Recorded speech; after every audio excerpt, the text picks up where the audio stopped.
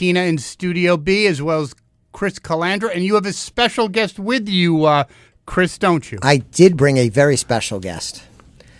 Lindy Brock, who works with me at Elliott Wealth Management, is going to join us on probably the second half of the show, and should be a good discussion. Excellent. Well, let's just not mince words. CNN is fake news. They got it in for the guy, and instead of pussyfooting around, he gave it back to him. Am I not correct, Mr. Calandra? I love the press. I want the press to be free and tough on our leaders. They're completely unfair. Their coverage is lousy. I don't think they have professional standards like they did generations ago. And for them to be taken to task, I'm all for it. And we have a special guest in studio. Maybe you can tee that up, because I'm going to ask her the same question. So, yes, you and Marty have met Lindy, who works very, very closely with me at Elliott Wealth Management. She's actually in our Florida office, but she's up for a client event that we're hosting tomorrow. And you were kind enough to invite her along with me onto the show. And this is her first radio experience. This is very exciting. So why don't you put her on the spot right away? Lindy, what do you think of that little segment I played? And Chris, I know you have to probably say it's the greatest thing ever, but your boss's comment on that, do you agree or disagree with that? You know, my first reaction was just that it just made me chuckle. To hear somebody go to the media like that, that's in that position, it's refreshing. It's been a long time coming, and I think it's way overdue. Are you kidding me?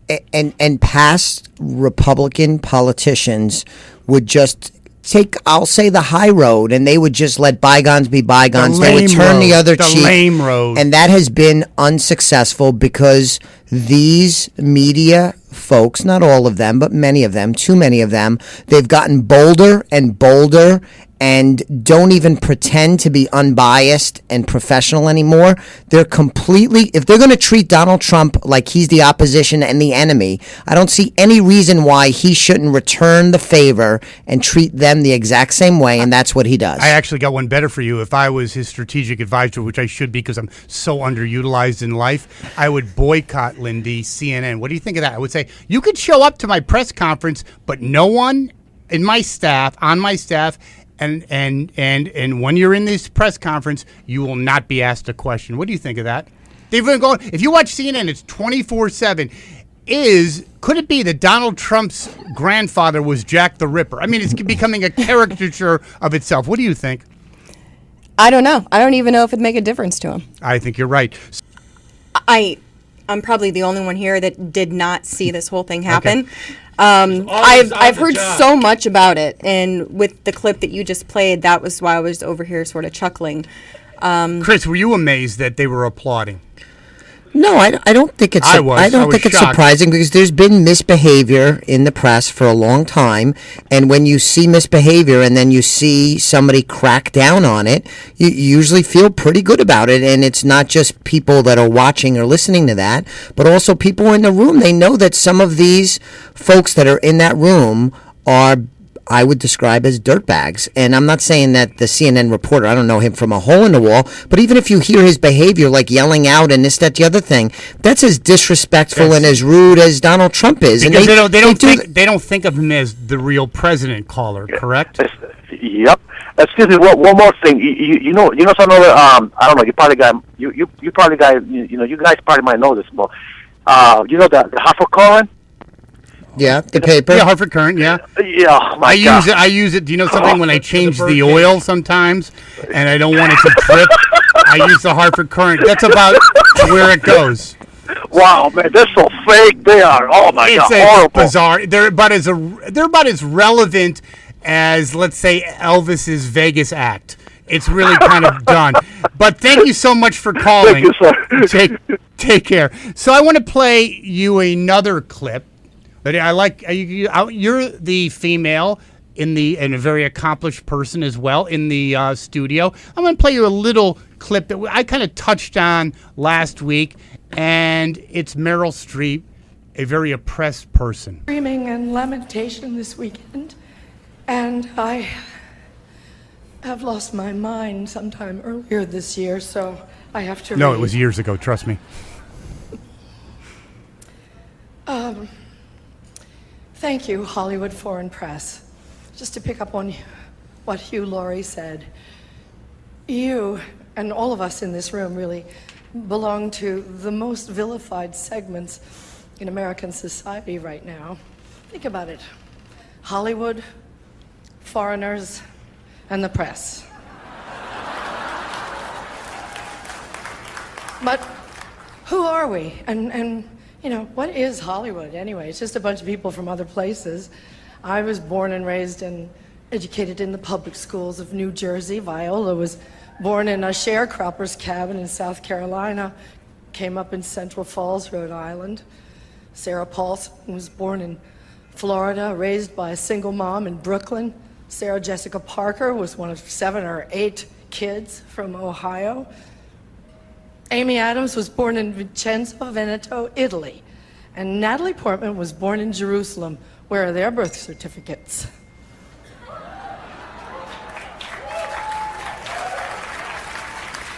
And the beautiful Ruth Nega was born in Addis Ababa, Ethiopia, raised in London. The nicest people is Canadian. And if we kick them all out, you'll have nothing to watch but football and mixed martial arts, which are not the arts. So, do you think at all, and again, we invite our callers to chime in 860-685-7700, 685-7700. You know, I have a kind heart. Do you have a kind heart? I don't. Well, that's because that's why you're so successful. bad. That's why you're so successful with Chris. But does it break your heart that Meryl Streep is oppressed? It just sounds like she needs a lollipop and a Xanax. Yeah, I mean it didn't really sound like Meryl Streep. Like if you didn't describe it as Meryl Streep, right, Marty? It didn't really sound like Meryl Streep. But I guess the drama part of their careers has really come out. They are so dramatic about the turn of events. It's insane. I have to. I'm sorry. We have a caller. We're going to put him on in 2 seconds. But no, you don't know the whole struggle she's been through. No, you don't know. No, this could Tell us. This could be a great movie. It could be like Grapes of Wrath. She was born. I'm sorry, I get broken up. She was born to an executive in New Jersey, in the richest part of New Jersey. She went to an Ivy League school, and the rest is just so brutal. But don't you cry at night, Chris? The brutality she's been through. Yes, but that's why these folks they take themselves so seriously, like vilified. They make millions and millions and millions and millions of dollars doing a very specialized and skilled. I'm not saying it's unskilled, but they're just divorced from the reality that the vast majority of Americans are living day in and day out. I'm sorry to say, crazy. Mr. Calandra, I agree with you, but I think, as always, I was right last week. I think they're going to start increasingly alienating their audience. Caller, are you there? Yes, sir, I am. I am a huge fan. I just tuned in, and I am listening. And every point that everyone's making, apart from Marty, I'm not sure how I feel about Marty. But, hey, guys, that's exactly what the world is going through. We're going through a change of the guard. Changing of the guard, baby. New sheriff in town. Yes, sir. And these people who think they have the moral authority and have the moral high ground to judge everyone and to make everything about race, about racism, it does not exist. No, it exists because they want it to exist. They feed on it. I mean, they've been living in this la-la land. And you know something? God. I think Hollywood is going to change over the next 10 years. I think all these entitled... this is called pseudo-intellectuals. Guess what? The train's leaving the station, dude. Man, I'm so excited. This is finally, it's like literally I was tuning through the channels and you guys came. I'm like, finally, someone who has a point of view that I have. You know, it's like you can't even speak in public because everyone will call you names because you do not have an ideology or I think that's way true. Thank you so much for the call. Appreciate it. What a great caller, and I think that's the vein of thought that Donald Trump has tapped in that no politician for a while on either side of the aisle has really been able to tap into. That enthusiasm that caller has, where he's thinking, finally, somebody represents my views. Finally, somebody's poking back. Isn't that not why he won? I believe it is, but because he had a pent up. Everyone thought Bruce. You know what? Something I also think that rally in Philadelphia did not help Hillary. It hurt her when they had I don't know these people, Perry, Jay-Z, and Bruce Springsteen. By the way, that gig's off the tracks. I mean, he used to be the working man. He's been living in the bubble too long himself. Please go away. It's time for the Greyhound track for you anyway. But yeah, that hurt her because people, when you're worried about your job. And you see these people, in a cocoon talking about things like global warming. I'm saying it's an issue. But when you're about to lose your job, that's not the major issue, is it? No, there you it's not go. at all. Marty, it's the major issue or not? No, the issues are switching, and I'm just holding on for dear life. Yeah, well, there you go. Caller, are you there? Caller? Whoa. Caller, it helps if you know something. I will not totally disagree with you. I think there's parts of Donald Trump that are less than kosher. And you know something? Thank you very much for calling, because I think you had a really good viewpoint. I thank you very much. Thanks a lot. Thank you, caller. So, very good segment. Have you enjoyed being on the show so far? I feel very welcome. Yeah, I like Tom was great, wasn't he? He was wonderful. And I got a free CD. And it's free CD, and I would crank it on the way home. And I believe that. Can you believe the kind of callers we get on this show? It's pretty cool. And I think your job's pretty cool because you work hand in hand with someone I consider a dear friend and someone I respect as a business person, Chris Calandra. I think, Marty, we both agree that not only is he a go-getter, he's extremely ethical, and I do mean that in all sincerity, and I consider him a good friend, don't you? Oh, absolutely. And the fact that people in that position have to have a vision. And that's one thing that maybe the last administration is being kind of jammed down, is that they didn't have a vision. And maybe Trump has a vision. I'm not quite sure what it is. But at this point, getting back to Chris and what he provides a roadmap for people to be successful. And with their best interest, because, yes, absolutely, he wants to be successful for himself. But let's talk about it. Talk about the environment at Elliott Wealth. Chris, I actually, have done some work with Chris, and I was really impressed with the fact that he really does have his client's best interests at heart, doesn't he? He does. I mean, not only because it's required, but he does. I mean, he's very genuine about it. And I think that's why I've stayed on with him so long, is because you see that and you respect that, and that's the kind of company that you want to be with. And how is the overall environment at Elliott Wealth? I know you have two real divisions. That is one in Connecticut, the other one in Florida. So I think it's really important. Again, my previous life was in the corporate world. I think the environment is everything for success, both for internally, meaning the personnel, the people that work for the company, and externally, the clients. So how would you describe the environment at Elliott Wealth Management? Really, the environment, I think we have more of like a family structure. It's not like the corporate environment per se, because that's not really how we work, but we work very closely together. I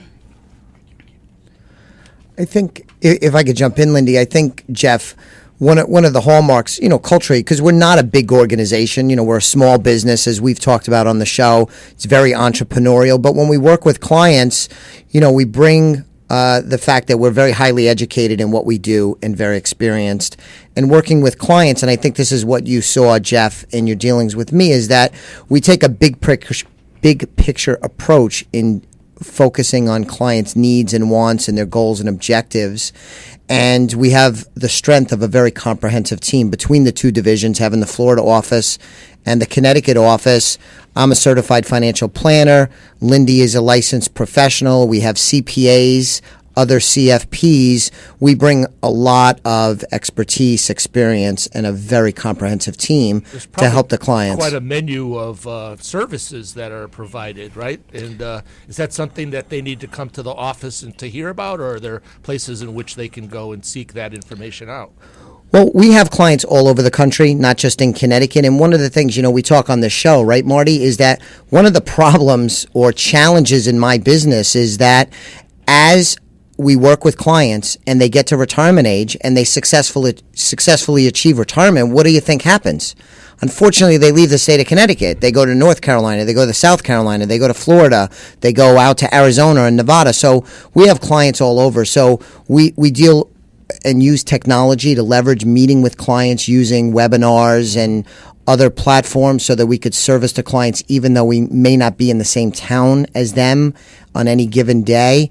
But folks could go and visit our website. It's www.elliottwealth.com to get more information about our biographies, the services we provide, events we're holding, and the like. So that's a good place to get more information. And how long have you been together in a in a professional scenario?